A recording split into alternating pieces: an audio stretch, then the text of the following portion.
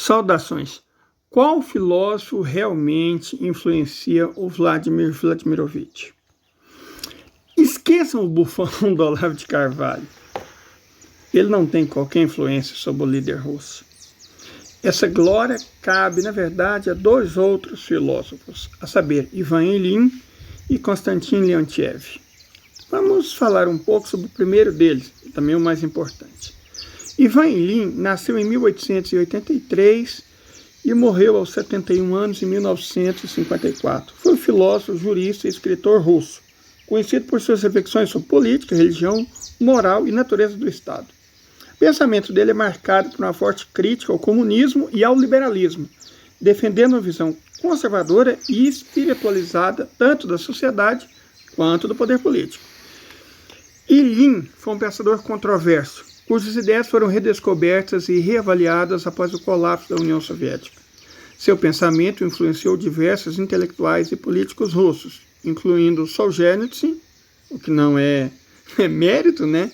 Mas também Vladimir Vladimirovich, que inclusive o citou em discursos e promoveu e vem promovendo ativamente a republicação de suas obras. Há vários pontos na obra de Ilyin, mas para facilitar o entendimento, vamos comparar ele ao Messias do pensamento geopolítico ocidental, Niccolo Maquiavel, a quem Vladimir despreza profunda e abissalmente. De um modo geral, Maquiavel, em sua obra mais famosa, O Príncipe, defende que a política deve ser separada da moralidade tradicional. Para ele, o governo deve estar disposto a agir de maneira imoral, se necessário, para manter o poder e garantir a estabilidade do Estado. Ele também valoriza a realpolitik, ou seja, a política baseada na realidade prática e no pragmatismo, em vez de ideais morais ou religiosos. A famosa frase, que na verdade ele nunca disse, mas que depende do que ele escreveu, os fins justificam os meios, sinalizam a visão maquiavélica de que a eficácia política é mais importante do que a ética pessoal. Ilyin, por outro lado, acredita que a política deve ser profundamente enraizada na moralidade e na espiritualidade. Para ele, o Estado e o governante têm uma missão moral e religiosa, especialmente no contexto da fé ortodoxa. Vladimir deu uma atualizada nisso, né? Inclusive, eu acredito que ele seja ateu, mas essa não é a questão. Além disso, ele critica tanto o materialismo comunista quanto explicitamente o pragmatismo maquiavélico, defendendo que a autoridade política deve ser guiada por princípios éticos e espirituais superiores, de modo que ele vê a política como uma extensão da busca pelo bem comum e pela justiça divina. Em outra diferença sumamente importante, o arauto aético do pensamento ocidental, Maquiavel, enfatiza a importância do poder e da autoridade como meio para manter a ordem e evitar o caos. Ele defende que o governo deve ser temido, mas não odiado, e que a força e a astúcia são essenciais para a sobrevivência política. Para ele, Maquiavel, a legitimidade do poder está na capacidade de manter o controle e garantir a estabilidade, independente de considerações morais. Já Ilyin acredita que a autoridade política deve ser exercida com justiça e responsabilidade moral. Ele defende o governo forte, mas que seja guiado por princípios éticos e espirituais.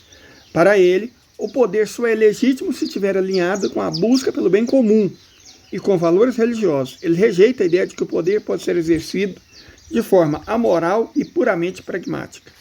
Outra distinção importante é que Maquiavel tem uma visão realista e muitas vezes cínica da natureza humana.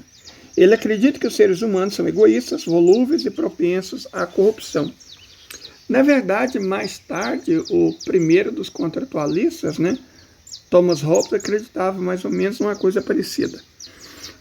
De toda forma, ele, por isso mesmo, acreditava que o governante deve levar isso em conta ao exercer o poder. Nesse sentido, o Estado existiria para manter a ordem e evitar o caos, mesmo que isso exija ações duras ou, eventualmente, imorais. Por sua vez, Ilyin tem uma visão mais idealista da natureza humana. Ele acredita que as pessoas são capazes de agir de acordo com princípios morais e espirituais. Ele vê o Estado como uma entidade orgânica que deve promover a virtude e a espiritualidade. Para ele, o Estado não é apenas uma estrutura de poder, mas uma comunidade espiritual que deve guiar os cidadãos em direção a uma vida moral e, por que não, religiosa. Se você tira essa tendência em valorizar a religiosidade de Lin, o pensamento dele se aproxima bastante de pensadores asiáticos. Confúcio, por exemplo, pensadores indianos, pensadores muçulmanos, sejam fatímidas ou sunitas. Então, o pensamento de Ivan Lin é profundamente eurasiano. Já Maquiavel, bom, esse é profundamente ocidental.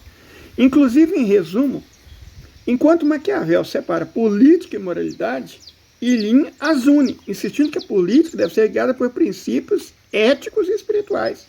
Essa diferença reflete as visões diametralmente opostas dos dois sobre a natureza humana, o papel da religião e o propósito do Estado, bem como esclarece sobre a visão de mundo de Vladimir Vladimirovich. É isso, muito obrigado, até a próxima.